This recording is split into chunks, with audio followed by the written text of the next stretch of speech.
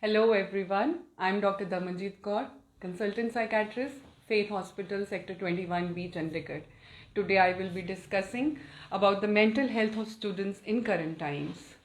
With the outbreak of coronavirus, everything has been come to a standstill.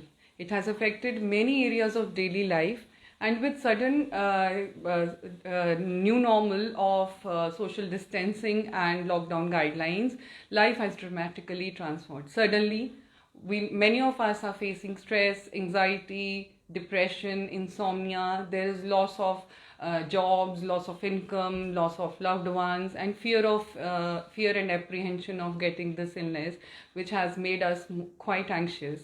Each and every person from child to adult is facing these kind of symptoms. It is said that the change is the end result of true learning. But what if the learning in itself has undergone a sudden transformation?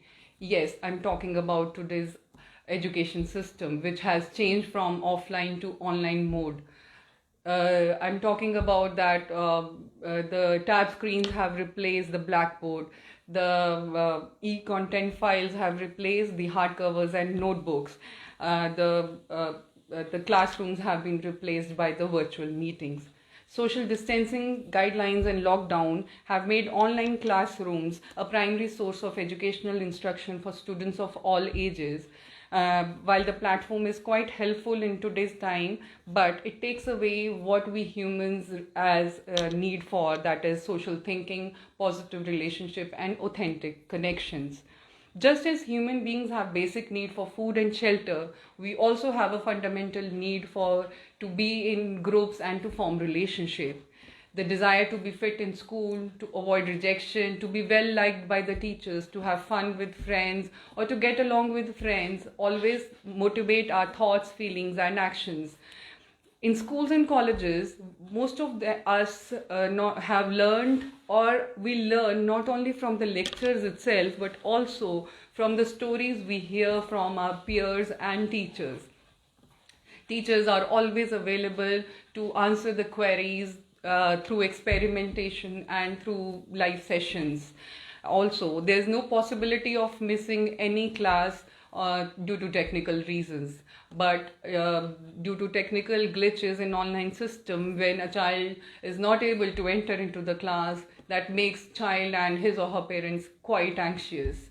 Another major problem in a country like ours is it's still a developing country with 22% of the population is below the poverty line. 28% are middle class, out of which 14% are lower middle class, which cannot afford the smartphones or gadgets for their kids. Thus, these children which are studying, most of them are studying in government schools. Their daily to daily interaction is almost nil, and they are getting deprived from the education. According to a study conducted in June, 75% of the children are reporting feeling more anxious than ever. This is not only hurting their grades but also their mental health.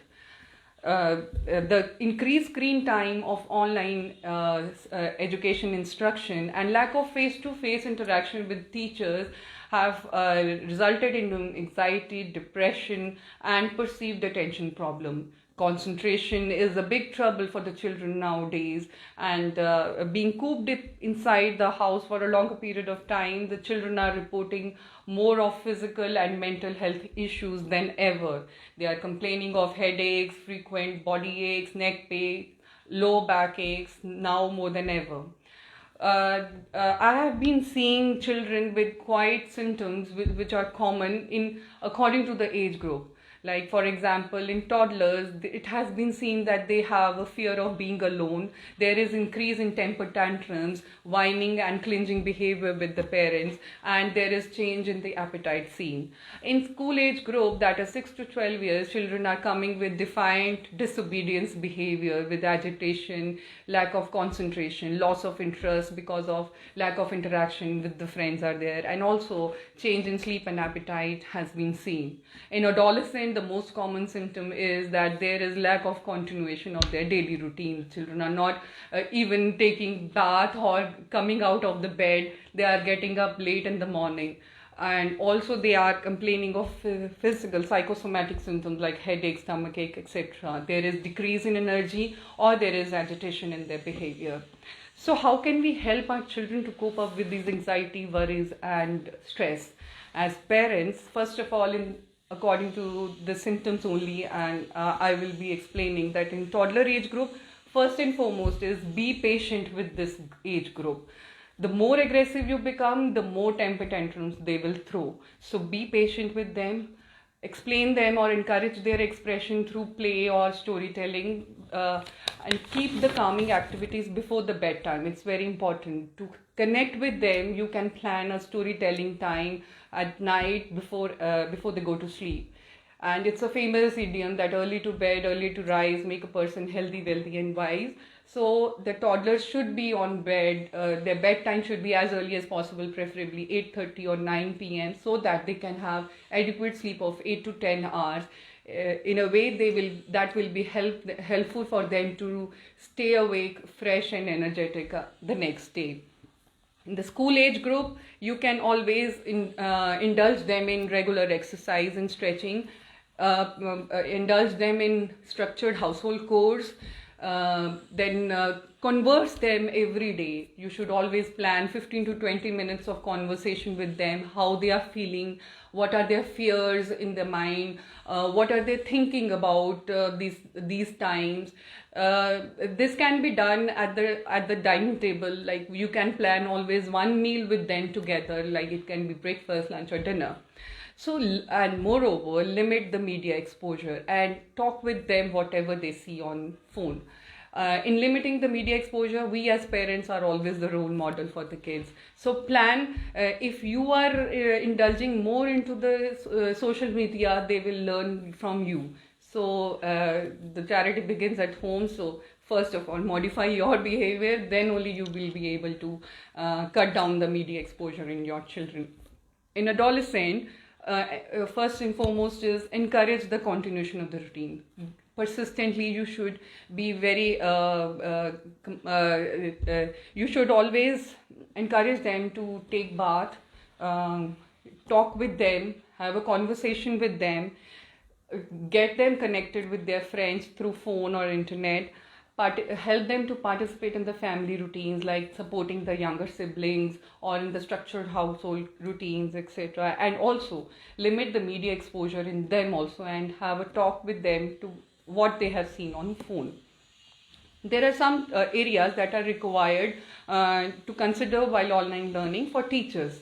Consider the digital outreach and infrastructure unequal capacity. As I've talked earlier also, most of the families cannot afford one computer per person. Also, some of the parents are also working from home, so it's very difficult.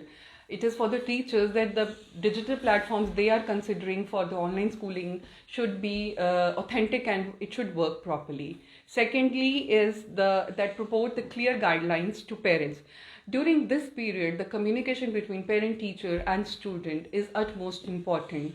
The guidelines, the information conveyed to the parents should be clear, frequent and step by step. Like for example, they should know where the e-contents have been uploaded, where the various sites should be enlisted to the parents from where the children can get the help to complete their assignments, how to log into the sites, and what should be the backup if the technology does not work. For example, if the child is not able to get connected in the class due to some down server or internet issue, he should have a recorded session of that session once the session gets over.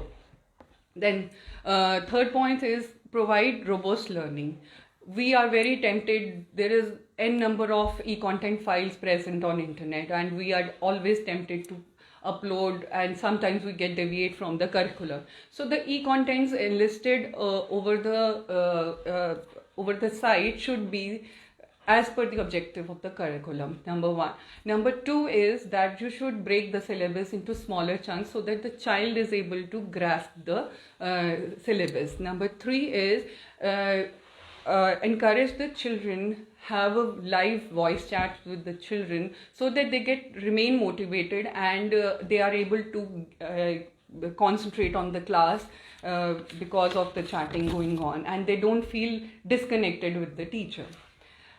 Tell your children the 5 golden rules to stay safe online. Number 1 is, it is okay to block someone who is not with whom you are not comfortable with, or you are not comfortable chatting with.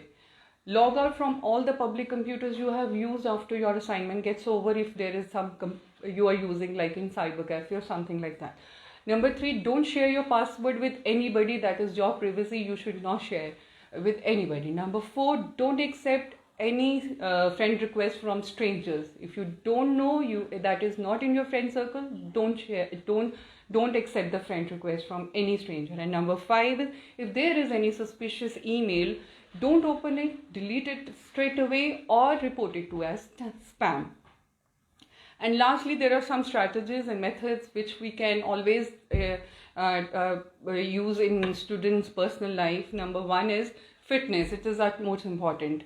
Encourage your child, or for kids also, it is very important that you should practice daily, at least 20 minutes per day, a session of exercise. It can be cycling, running, exercise, jogging, it can be yoga.